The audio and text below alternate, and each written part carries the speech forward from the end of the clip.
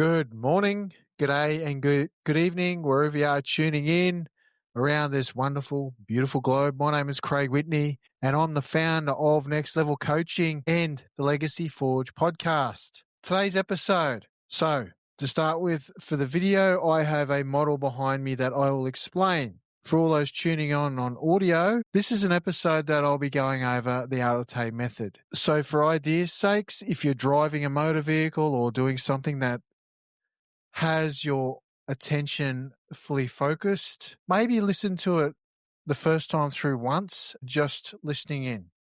Then go back in your spare time, listen to this episode again, episode 18, the Arete Method. What is the Arete Method? With a notepad and pen. And I'll give specific instructions on what to do there. Take notes, key learnings, takeaways, etc. And the third time, because we always listen to things in threes, right? Anchor in, listen to it again with your full attention, not doing anything, just listening to the episode, yeah? And implement. Knowledge without action is just brain filling and wasting time, yeah? So anyway, like and subscribe, Apple Podcasts, Spotify, and YouTube for the video. Alrighty, so today's episode, as I said before, I've got a model behind me. This is something new that I'm trying out for the podcast. This will work primarily for the video, so I suggest jump on over to my YouTube channel, Legacy Forge Podcast, subscribe there for any video updates. Things like this are timeless. They are the core and they are foundational to my whole framework, to my whole coaching program, to everything that I create. It all comes back to this, okay? This model. That way it's easy, it's duplicatable, replicatable, and there's no new creations. We're just building upon one foundation after another foundation after another foundation. It's like building a house on a solid concrete slab and then putting an extra floor and another floor and turning that house into a multi-level complex. However, that slab will always be there as base. Alrighty, so let's get into it, guys. So for the audio, listen up. This is your instructions. Take a pen, sheet of paper, preferably handwrite this. No devices. I strongly suggest you handwrite this. Have maybe 2 or 3 different colored pens, say a black, what have I got, blue and a red, because the subconscious mind reacts to different connotations of colors, right?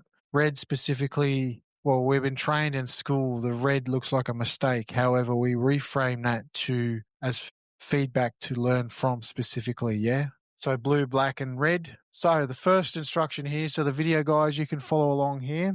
You've got the advantage, bit of value add. You've got a full visual of a model drawn up. So what I want you to do is draw a triangle, 1, 2, 3, 4, 5, 6, 7 layers. Yeah, looks like this on the video. 1, 2, 3, 4, 5, 6, 7. And this model, for reference sakes, originally was designed by Robert Dilts and has come from his model of logical levels of therapy. I've taken that along with his logical levels of learning and incorporated it into my own style. However, for reference sakes, Robert Dilts will always be my reference, yeah? He'll always be someone I go back to. He's academic that sort of gives me that left brain, evidential, sort of factual models. And a lot of my work is based on models, right? Modeling, right? Because that's how we learn and grow. We have a model, yeah? We have a model to learn from. We build a model to show us examples of blind spots, opportunities, etc., etc. It's far easier for the visual eye to look at something, a 3D model constructed. Okay, now I get it. That way the visual mind locks on and we're not just speaking to the cognitive conscious mind and doing more ridiculous conscious cognitive exercises, which only has a retention rate of about 7% if we're lucky, give or take 10% if you're super intellectual, or if you've learned to speed read like I have, you have an intellectual intake of about 30% and a rehash level of about 20%. I read books roughly 5 to 6 times all up to get notes out of, yeah? And I dissect and tear apart and dog ear and write and highlight and yeah. Alrighty, so you got that triangle drawn up. So on the left side of the triangle, I want you to take a blue pen. Be helpful if I model that. Take your blue pen, write ego on the left side, soul on the right side to start with. On the first tip of the triangle is legacy. The second layer is leadership. The third layer is identity. The fourth layer is values and beliefs. Fifth is capabilities. 6 is behaviors. And 7 is environment, right? That's with your blue pen. So once you've written that, let's explain how the Arete method works, yeah? So most traditional life coaching starts from the bottom up, right? You go to a seminar. Can you see that? Yeah. You go to a seminar, you go to a function. They've got the music pumped up loud, usually of some cinematic movie music to get the blood pumping. They change the environment, and then the speaker does some sort of activity in the moment, yeah? Changes the environment. You wouldn't get away with that in a workplace environment. They'd think you're on something. Then the speaker or the trainer changes an action or a behavior in the moment. He then teaches you something in the moment, and then may look at a value, but definitely looks at a beliefs. Such question is, what belief did you take on? Who taught you that, etc. Yeah, kick the wound, get some tears, get some awareness. Sure. Come back down here. The event goes on 1 day, 2 days, 3 days, 4 days, whatever. The event ends. You come out, you're pumped, you're motivated, you're through the roof, man. You're excited. Yeah, man. Yeah. It's like the old days of going to the Amway functions or the Tony Robbins functions. You come out of those events, man. Your head's just about, and you want to go tell the world, yeah, I'm a savior to the masses. You got to come and meet Tony. You got to come to this event. Change your life for the good. Make $1 million. Go diamond. Go crown. Yeah. You go back to the workplace with that attitude, and people are like, what the fuck are you on? Really? And then a life circumstance happens, and it usually comes in the shape of a sharp stick or a needle. Now, and all this big balloon of excitement and anticipation. You're going to take over the world, and you're motivated and you're hyped up. It all gets busted, and you go back down to here, to before you went to the event. You're deflated. Your dreams destroyed. You're shattered, right? You're deflated. You're discouraged. You want to quit. You go through that fuck me moment. Yeah. What am I doing? Why am I here? This ain't for me. My job's safe. Yeah. Bit of ego talk. Yeah. Yeah. Yeah. Who's had that? I definitely have over the years. And then a little glimmer of hope gets you hooked on the next event, right? Next flavor speaker comes to town in the next 90 days. Same sort of vibe. Change the environment, change behaviors, teach your capability, may look at a value or two, change beliefs, right? Same thing happens. The rah-rah, the music, the dance, the turn to your best friend and give them a high five, touch each other's legs, whatever, dance around like at a rave. Then the event ends and you go home and a big life situation happens and a big sharp stick comes along, goes pop, and you another 90 days, you're on the hamster wheel now, third event, lucky, another $8,000, you're 30 grand in the hole. Nothing's really shifted. You just got all this nonsense you don't understand. You're confused. You're overwhelmed. And the cycle repeats, and it repeats, and it repeats. What do you think is driving this repetition? Because you're meeting all the same people or similar people at these events, just with different speakers doing the same work, touching the same or similar wound.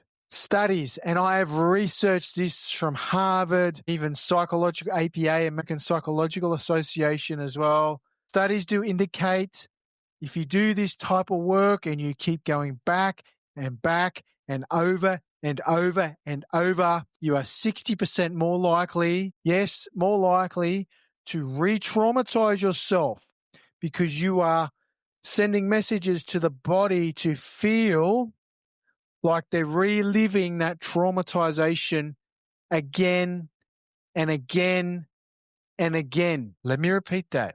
60% of the time, more likely going to these same events over and over and over again. For the polite term, we call it awareness training. My coach, JT Foxx, calls it arousal training, right? You get people aroused and excited and sell them more bullshit, right?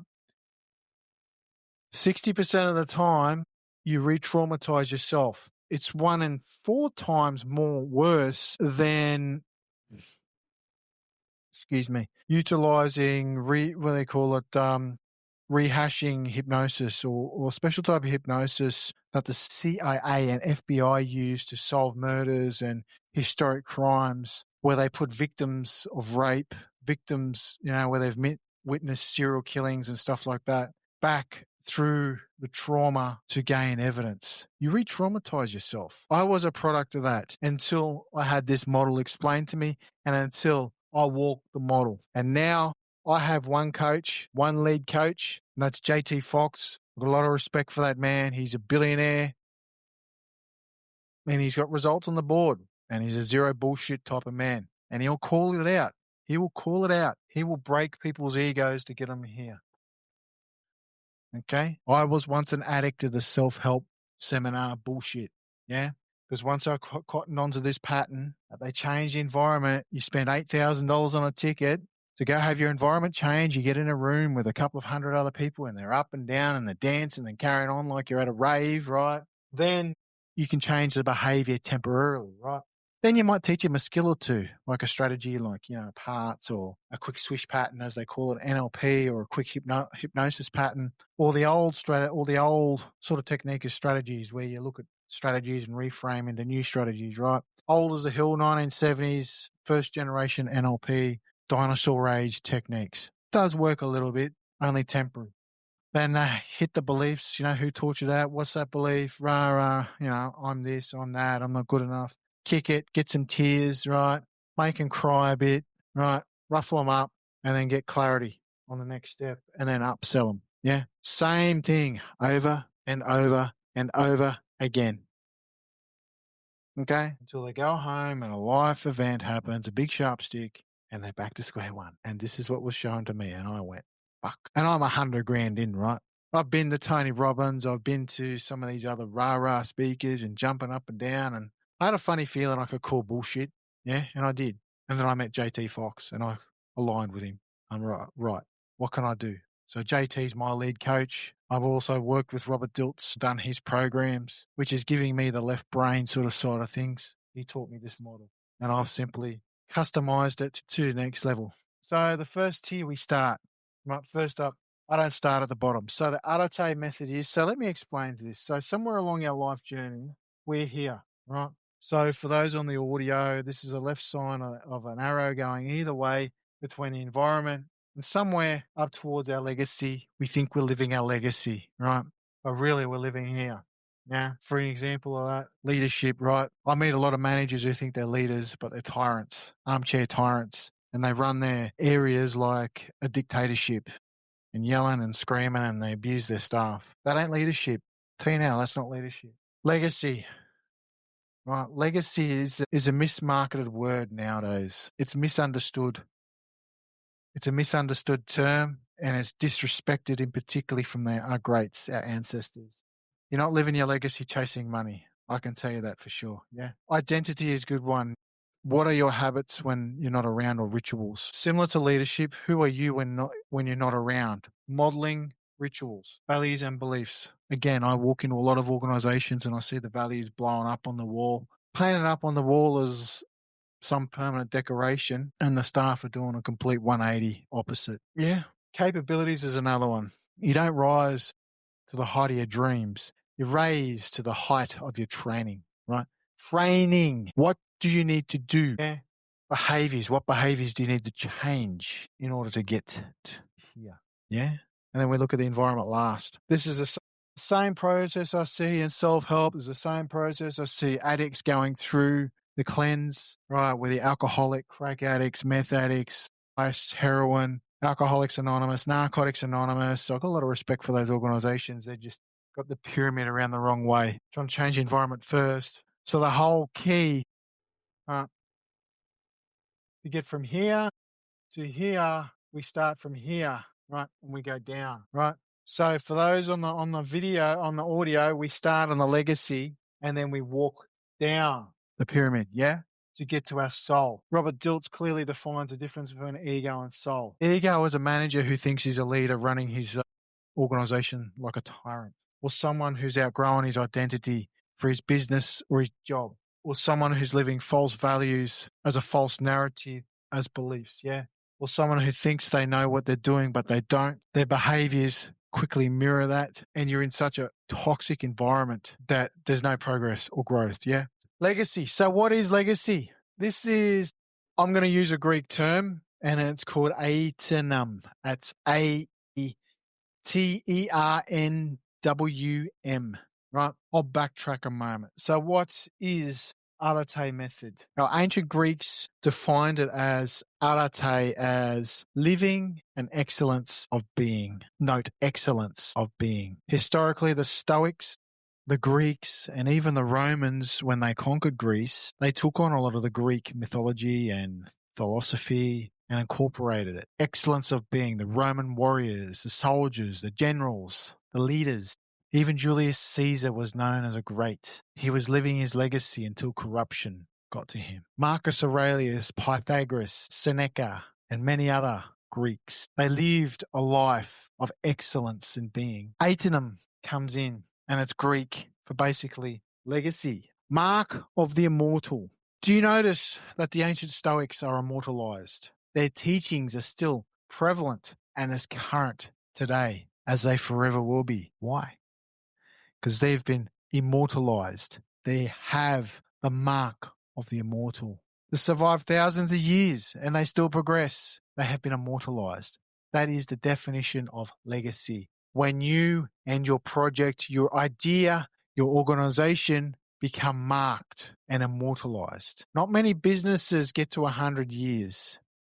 Not many organizations make it 100 years. And there's not really any organization out there who's immortalized like our Stoics. That is the definition of legacy, really. Living the off-planet. Yeah, Aetonum. And then we go step into leadership. You know, some questions around legacy. What is your highest purpose? Your highest purpose. What would you die for? Yeah, that highest purpose that you will sacrifice yourself for, that you will not give up for anyone. Generally, your highest value has a lot to do with it. It certainly drives it, except we can go higher. What will you absolutely give your life for and not sacrifice? And the opposite question to that is, what needs to die for you to live that? Yeah? What needs to die for you to be living this? Pretty powerful question, isn't it? Yeah? Now we move into dominion. Dominion is leadership. Who are you when you're not around? Yeah? The great generals of the Greeks, yeah, they modeled leadership well within the ranks of their armies, that the generals could stay back and do other things, and the lower ranked officers could model the behavior. So who are you when you're not around? Is a very powerful question. The next one is identity. This one it's Greek, it's called virtus. Virtus simply means in Greek, what are your rituals when you are not around? Do your rituals carry on when you're not around? Classic example of an organization, GE, right? I've grown to become a great follower of Jack Welch and his leadership style. Highly controversial, yet very successful. Yeah. He modeled rituals of leadership well. Whenever he was not around, that standard was upheld. Yeah. That standard of excellence was modeled through habits and rituals and identity. The Welsh era identity was marked in Jack's time in GE. Then we move into values and beliefs. Now, if we've identified your highest purpose here, that's generally one of your values, your highest value right there is driving that. So that's one value. What are 4 other values that surround that? Yeah. So 5 core values. And I've got exercises to define that. I could do a quick cognitive exercise and I could do a physical somatic exercise. I prefer the somatic because I don't want anything to really do with the cognitive mind. The body has felt you all along. I'll repeat that. The body has felt your actions and consequences to get you here right now all along. The body will feel you to that next level. The body deserves to feel your values. It can't think your values. You can think till the cows come home. Thinking will not anchor them in to your body. It'll be just like another math test. Here today, do the test, see you later, and you'll forget your values in a week's time. If they are anchored well in your body, they will be remembered. And then we look at beliefs around that, yeah? And this is where I bring out the questions is, what beliefs did you take on? Who hurt you? I don't take any prisoners. I'm not interested in story. Who hurt you, if need be? Family member, ex-partner, significant other. Someone in our lives hurt us pretty bad in some cases, yeah? Compassion, yes, but I don't have the patience to sit there for 2 hours and listen to a life story. Yeah. What capabilities do you need to learn to get to here? What skills? What courses? What programs? Where do you need to upskill? Yeah. You don't rise to the levels of your dreams. You rise to the level of your training.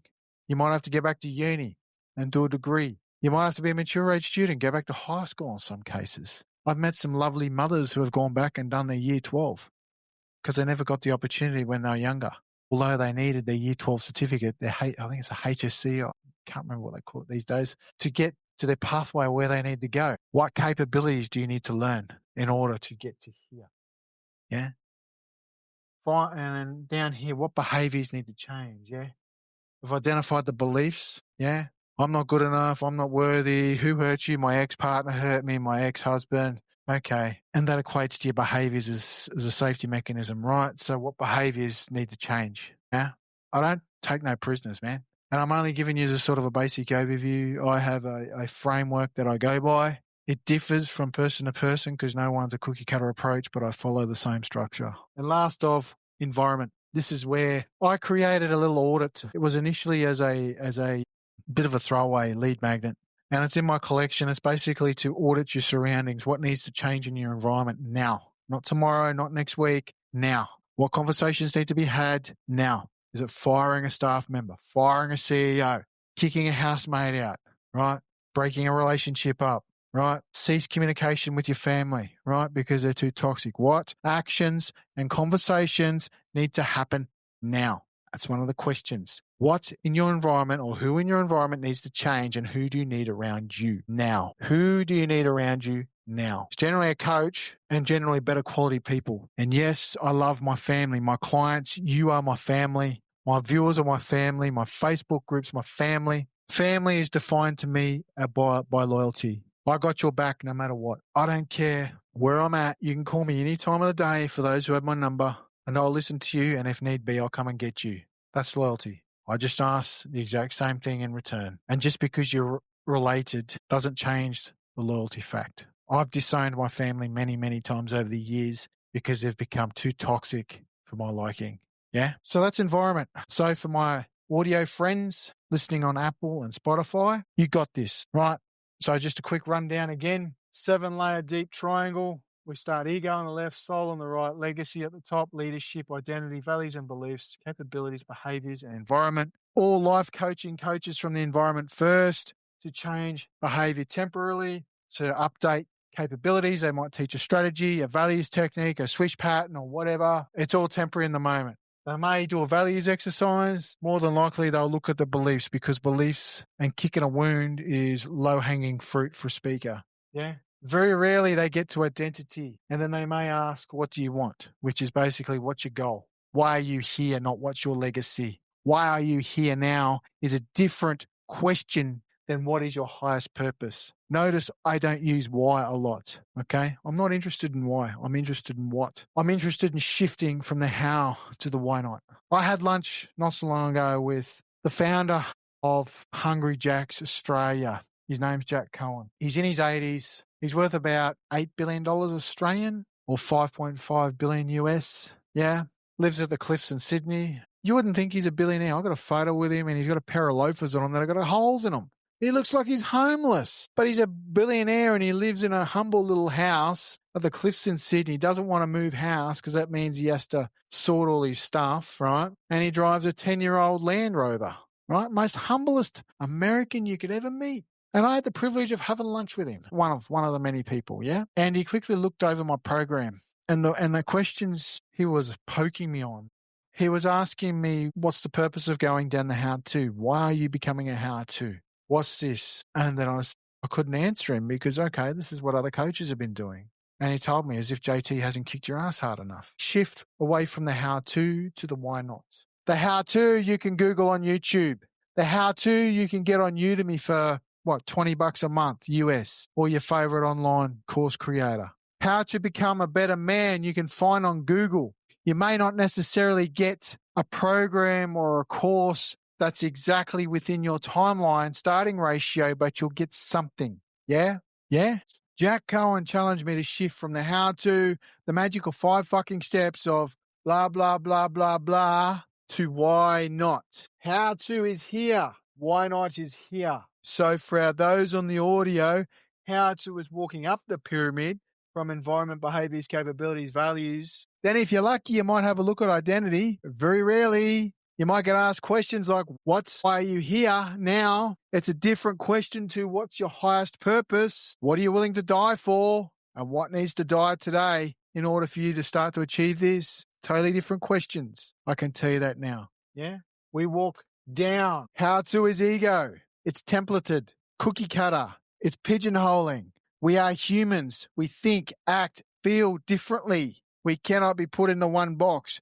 You cannot put 200 people in the same room and expect them to do the same thing at the same time. We all feel emotions differently. Yes, we all may feel the similar or same emotions, but we feel them at different times. So the cookie cutter approach, the how to, won't work at all. So Jack challenged me to shift to the why not. Identity. And once I anchored that in, I went, fuck. Right. Time to change my model slightly and shift away from the life coaches. I got nothing to do with it.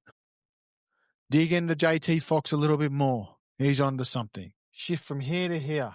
Yeah. And so I've shifted into here. The Arete Method is I'm carrying the torch for someone else, but I've marked it in my own name because I want that long lasting change in people's lives. The 5, 10, 15 years. You shift someone's identity at a cellular level, you can get remarkable change. You can get change that goes 5 years, 10 years, 15 years, yeah? Sometimes lifetime. However, if you only get change at the surface level, you create addicts. You create people who are constantly fucking say, oh, you do the work, keep doing the fucking work. Well, bro, I've been doing the work. 10 years in the self-development.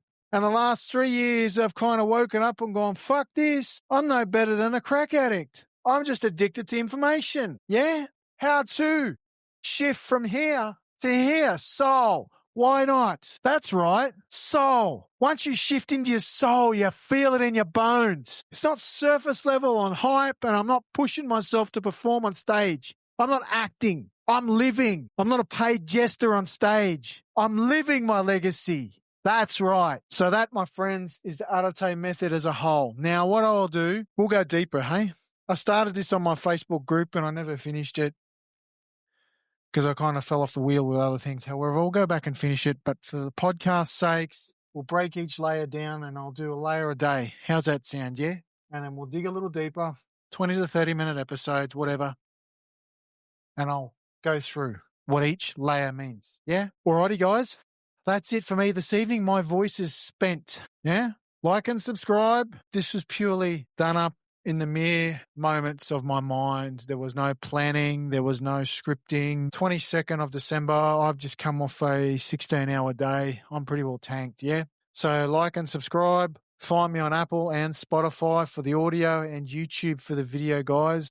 I look forward to doing more episodes. It'll be a mixture of solo and interview style with guests, leaders who share their legacy from their soul. Yeah, I'm not interested in jesters. I'm not interested in fucking clowns. We've already got a dog and pony show leading our country. It's about time we actually found some men and women with spine, heart, and balls to stand up and lead and model. Yeah, alrighty.